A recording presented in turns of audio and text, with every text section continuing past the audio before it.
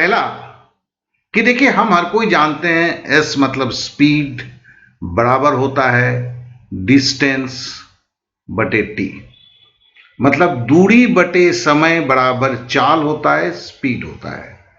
अब यहां से पूरा सवाल जो है, जितने भी आपके समय और दूरी पे पूछे जाते हैं, वो बेसिकली दो चीजों पे आधारित होते हैं।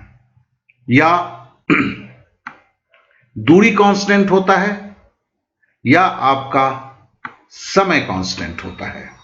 तो आज का जो क्लास है वो दूरी कांस्टेंट पे क्या क्या सवाल हो सकते हैं उसके ऊपर है। पहले हम जान लेते हैं कि दूरी बराबर क्या होता है। दूरी बराबर आप लोग हर कोई जानते हैं स्पीड इनटू टाइम या समय गुना चाल।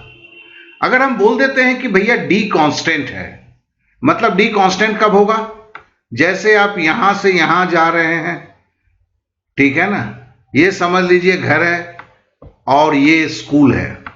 तो आप घर से स्कूल जाते हैं,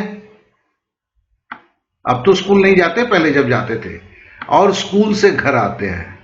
यहां देखिए, ये समय जो भी लग रहा है जिस भी कारण से, ठीक है ना, ये जो दूरी है, डिस्टेंस है, वो आपका सेम है।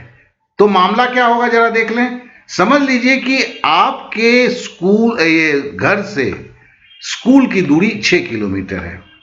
अब है कि आप 3 किलोमीटर की स्पीड से जाएंगे तो 2t टाइम लगेगा, और जिस दिन आप 2s के स्पीड से जाएंगे, देखिए घट गया ना, 3 से 2 घट गया, चूंकि ये 6 किलोमीटर से ये है तो आपको 3t लगेगा, क्योंकि यही दो अवस्था हो सकती है, 3 दूनी 6, 2 तिहाई 6, और एक अवस्था हो सकती है कि अगर आप 1 के स्पीड से जाएंगे, ठीक है ना, तो आप 6t होंगे, यह होल नंबर की।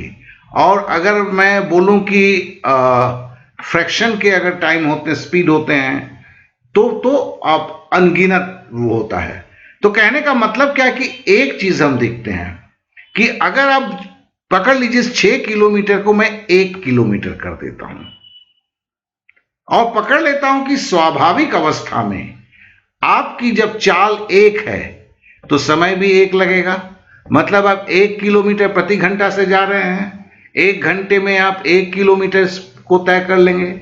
अगर आप स्पीड को डबल कर दिया, आपने दूनी कर दिया, तो आपका समय क्या होगा? आधा हो जाएगा। इस चीज को बहुत ध्यान दीजिए, ठीक है ना। अगर आप स्पीड को 3 गुना कर दिए तो फिर समय क्या होगा? 1/3 हो जाएगा, क्यों हर वक्त ये कटेगा तभी तो 1 होगा। देखो 3 से इस 3 को काटेंगे तभी 1 होगा, इस 2 को इस 2 से काटेंगे तो तभी 1 होगा।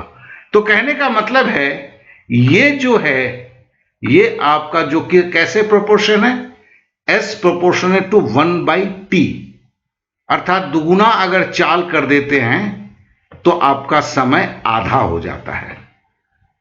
इसके बेसिस पे सारा चीज जो है ये डी कांस्टेंट में हो जाता है। और चलिए हम इसे कैसे करते हैं। सबसे पहले बता दूं कि समय और दूरी के सवाल को अगर आप रेशियो में करते हैं, अनुपात के सिद्धांतों के ऊपर करते हैं, तो फिर ये बहुत छोटा में हो जाता है, बहुत जल्द होता है, एक्स का मगजमारी नहीं होता है, और जो गणित में वीक हैं, कमजोर हैं, उनके लिए तो ये जीवन शुदा हो जाता है। चलिए हम करके देखते हैं कैसे होता है।